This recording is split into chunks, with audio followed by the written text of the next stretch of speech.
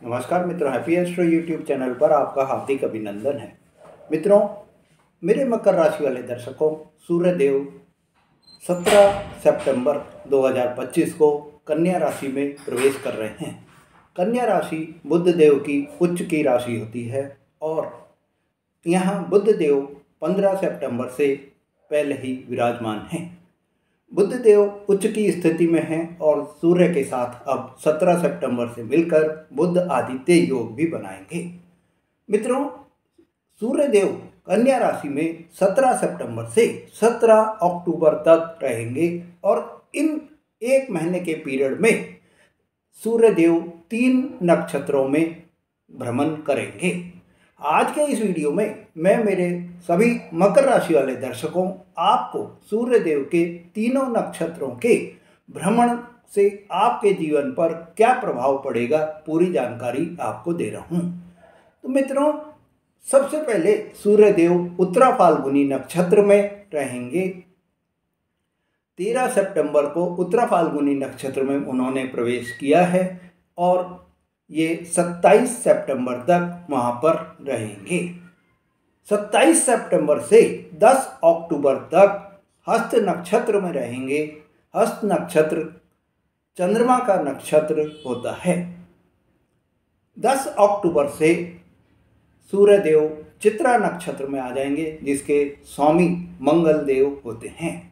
तो सूर्यदेव के इन नक्षत्र परिवर्तन से और सूर्यदेव का कन्या राशि में प्रवेश करने से आपके जीवन पर क्या प्रभाव पड़ेगा पूरी आपको जानकारी दे रहा हूं।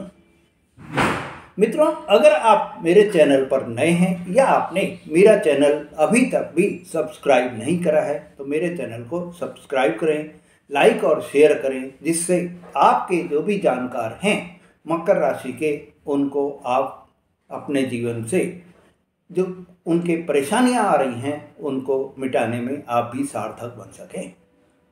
सूर्य का कन्या राशि में प्रवेश करने से 17 सितंबर से 17 अक्टूबर तक के पीरियड में बुध आदित्य योग भी 3 अक्टूबर तक बना रहेगा, जब तक बुध देव कन्या राशि में बने रहेंगे।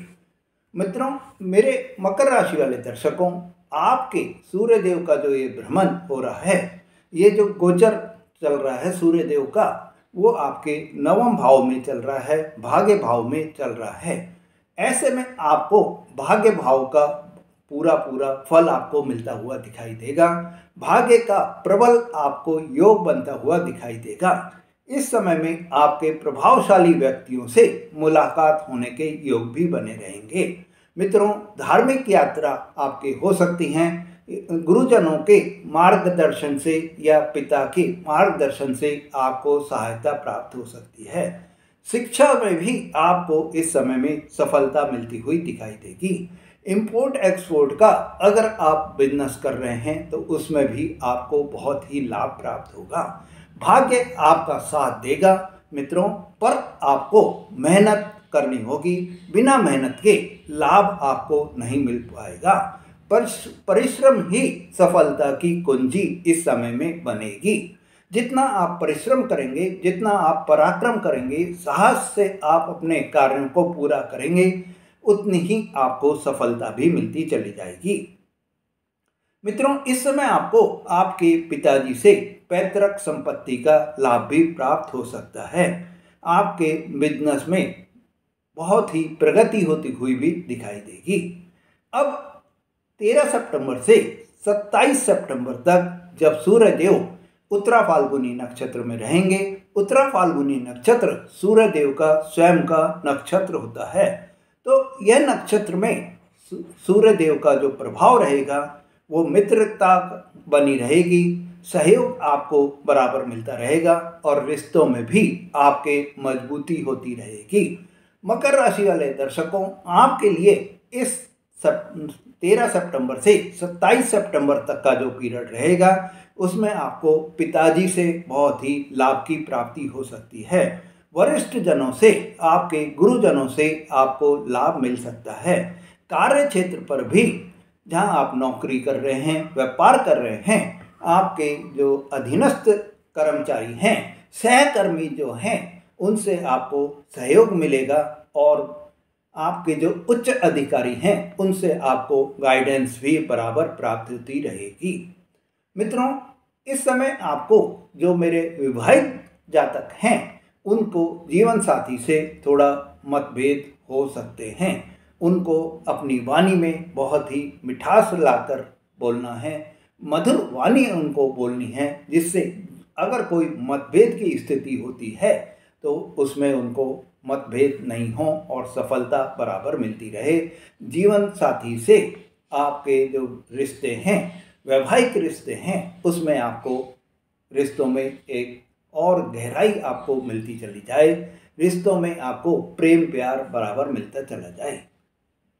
सूर्यदेव का जो दूसरा नक्षत्र परिवर्तन होगा वो 27 सितंबर को होगा और ये 10 अक्टूबर तक हस्त नक्षत्र में रहेंगे। हस्त नक्षत्र चंद्रमा का नक्षत्र होता है, चंद्रमा इसके स्वामी होते हैं। ऐसे में मेरे मित्रों, आपको चंद्रमा के नक्षत्र में जब सूर्य देव का गोचर होगा तो आपको मानसिक हलचल आपको प्राप्त हो सकती है, मानसिक तनाव थोड़ा आपको रह सकता है। विदेश से अगर आप कोई जुड़ा हुआ कार्य कर रहे हैं या विदेश में आप उच्च शिक्षा के जो है चांसेस ढूंढ रहे हैं तो इस समय आपको सफलता मिल जाएगी। मित्रों, इस समय आपको थोड़ा सावधान भी रहना होगा। आपकी जो इच्छाएं हैं वो आपकी ज़्यादा होंगी, पर आपको सफलता मिलने में थोड़ी कठिनाई भी होगी। अपेक्षाएं आपकी निराशाओं में बदल सकती हैं, तो आपको अपनी इच्छाओं पर भी थोड़ा कंट्रोल रखना होगा। स्वास्थ्य के संबंध में जब सूर्यदेव हस्त नक्षत्र में रहेंगे तो आपको पेट संबंधी कोई भी समस्या परेशान कर सकती है। डाइजेशन से रिलेटेड कोई भी समस्या आपको परेशान कर सकती है। मित्रों, सूर्यदेव का जो तीसरा गोचर इस समय में होगा जब सूर्यदेव 10 अक्टूबर से चित्रा नक्षत्र में प्रवेश करेंगे, तो आपके इस पीरियड में जब कन्या राशि में रहेंगे तो 10 से 17 अक्टूबर तक का जो आपको गोचर फल मिलेगा उसमें मंगल ग्रह के स्वामित्व वाला यह नक्षत्र होता है। मंगल के स्वामित्व से आपको इस समय में ऊर्जा बहुत ही आप पर बनी रहेगी। आप क्रियाशील भी बराबर बने रहेंगे और साहस भी आप में बहुत ही बढ़ा चढ़ा रहेगा। मित्रों, इस समय आपको कैरियर में कोई इम्पोर्टेंट डिसीजंस, साहसिक डिसीजंस आप ले सकते हैं। यात्रा के भी इस समय आपको प्रबल योग बनते हुए दिखाई देंगे और यात्रा जो होंगी वो आपके धर्म स्थलों की धार्मिक भावनाओं से ओतप्रोत रहेंगी। मित्रों, इस समय आपको एक सावधानी भी बरतनी है, क्योंकि मंगल भी ऊर्जा के कारक हैं, सूर्य भी गर्मी लाते हैं, तो आपको अहंकार से बचना है, गुस्से से आपको बचना है, नहीं तो आपके संबंधों में बिगड़ने का भी अवसर मिल सकता है। आपको इस समय अपनी वाणी को, गुस्से को बहुत ही कंट्रोल में रखकर चलना होगा। मित्रों, 17 सितंबर से 3 अक्टूबर तक बुध आदित्य योग भी बनेगा।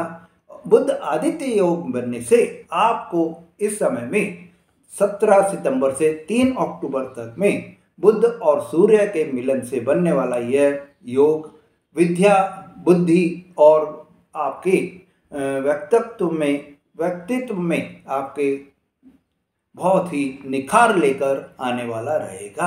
आपके पर्सनालिटी में बहुत ही वृद्धि करता हुआ भी दिखाई देगा। आप में आत्मविश्वास बहुत ज़्यादा बढ़ा हुआ रहेगा।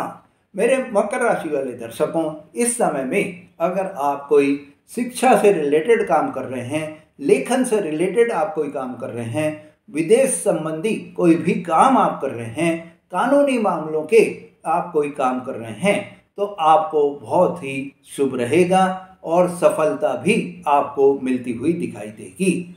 अगर आप मेरे जो विद्यार्थी दर्शक हैं कोई प्रतियोगी परीक्षा दे रहे हैं या कोई इंटरव्यू दे रहे हैं, तो इस समय उनकी अगर परीक्षा होती है, परीक्षा का कोई रिजल्ट इस समय में आता है या इंटरव्यू इस समय कोई होता है तो उसमें आपको सफलता मिलती हुई दिखाई देगी। मित्रों, उपाय की दृष्टि से ये 17 सितंबर से 17 अक्टूबर तक जब सूर्य देव के 3 नक्षत्रों में गोचर होगा तो आपको जो उपाय करने हैं उसमें आपको सूर्य देव को प्रतिदिन जल अर्पण जरूर करना है। जल अर्पण करते समय, जल का अर्घ देते समय आपको ये ध्यान रखना है कि लाल फूल आपको डालना है, लाल चंदन आपको डालना है और फिर सूर्य देव को अर्घ देना है।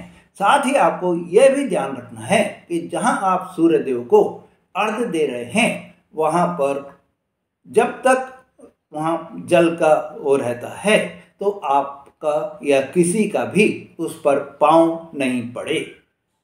आदित्य हृदय स्तोत्र का आपको इस समय में पाठ भी करना है। आप गायत्री मंत्र का भी इस समय में पाठ कर सकते हैं। मित्रों, इस समय आपको 17 सितंबर से 21 सितंबर तक में पितरों का पितृपक्ष भी चल रहा है और 21 सितंबर को सूर्य देव का सूर्य ग्रहण भी रहेगा। तो आप इस समय में 17 सितंबर से 21 सितंबर तक के पीरियड में अपने पितरों के तर्पण के लिए भी आप यह समय बहुत ही शुभ समय रहेगा। मित्रों, गुरुवार के दिन आपको पीले वस्त्र पहनने हैं और पीली वस्तुओं का दान भी आपको करना है। जैसे आप पीले वस्तुओं में हल्दी आप दान कर सकते हैं, चने का आप दान कर सकते हैं, पीले कपड़े आप दान कर सकते हैं। इस समय मेन आपको जो ध्यान रखना है मेरे मित्रों, वो आपको क्रोध पर काबू रखना है, अहंकार पर, अहम पर आपको काबू रखना है, नहीं तो आपको जीवन में परेशानी आ सकती है। आपको रिश्तों में आपके दरार आ सकती है, आपके बने बनाए काम भी बिगड़ सकते हैं। तो आपको ये ध्यान जरूर रखना है कि इस समय आपको गुस्सा, क्रोध, अपनी वाणी को बहुत ही मीठी वाणी बनाकर रखना है। इन सब चीज़ों से, क्रोध से तो आपको बचकर ही चलना होगा। मित्रों, यह जो समय है यह समय आपके संघर्ष का समय है। इस समय आप जितना संघर्ष आप करेंगे उतनी ही आपको सफलता मिलती चली जाएगी। भाग्य उदय का समय भी है और आपको शिक्षा में, धर्म की में और यात्रा के लिए यह बहुत ही शुभ समय भी रहेगा। मित्रों, इस समय आपके रिश्तों में भी सुधार होता हुआ दिखाई देगा, पर आपको क्रोध पर बिल्कुल ही आपको ध्यान रखना है, काबू रखना है। क्रोध आपको नुकसान भी पहुंचा सकता है। मित्रों, बुध आदित्य योग से आपकी बुद्धि में और आपकी पर्सनैलिटी में बहुत ही निखार होता हुआ भी दिखाई देगा। उपाय जो मैंने आपको बताए हैं उन उपायों को करके अगर आपकी कुंडली में ग्रह दोष कोई चल रहा है तो आप उसको कम करके अपने शुभ फलों को वृद्धि कर सकते हैं। मित्रों, अगर आपकी कुंडली में कोई परेशानी आपको बराबर बनी हुई है, आपके जीवन में आपको कोई परेशानी बराबर बनी हुई है, तो इसका ये अर्थ होता है कि कोई न कोई ग्रह या जो इस समय ग्रहों की महादशा चल रही है, अंतरदशा चल रही है, वो आपको परेशान कर रही है। आप अपनी कुंडली का विश्लेषण करा के अपने जो ग्रह हैं उनका आपको इम्पैक्ट, उनका प्रभाव जो है वो आप पर अशुभ पड़ रहा है, उनको आप उपाय बताएंगे, उससे आप उन उपायों से उन ग्रहों के शुभ प्रभाव में वृद्धि कर सकते हैं।